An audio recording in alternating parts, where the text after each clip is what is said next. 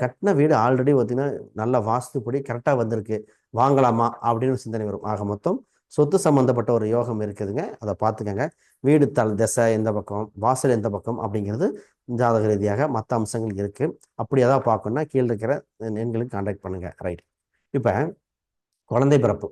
உங்கள் குழந்தை சம்பந்தம் மூலம் சந்தோஷப்படணும். குழந்தைகள் ஆல்ரெடி இருக்கிறவங்களுக்கு அவங்க ஒரு அங்கீகாரம் பெற போகிறாங்க. ஸ்டேஜ் பேசுறது, நடனம் சம்மந்தப்பட்டது, எக்ஸாமில் மார்க் நல்லா எடுக்கிறது, அதன் மூலம் உங்களுக்கு பெருமை சேர்த்து தரப்போகிறாங்க. குழந்தை இல்லாதவங்க, ரொம்ப நாளாக குழந்தை இல்லாதவங்க குழந்தை முயற்சி செய்தால் சக்ஸஸ் ரேட் உண்டு.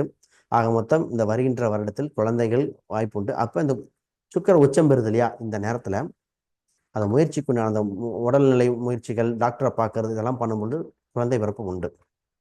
ரைட். குலதெய்வ கோயிலுக்கு சென்று வருகிற யோகம் உண்டு. அதுவும் குறிப்பாக பெண் தெய்வம் இருக்கிற குலதெய்வம் கோயிலில் ஒரு வேண்டுதல் தான் அதை நிறைவேற்றுங்க. அதோட அம்சம் என்னங்கன்னா சுபிச்ச பலனும் உண்டு.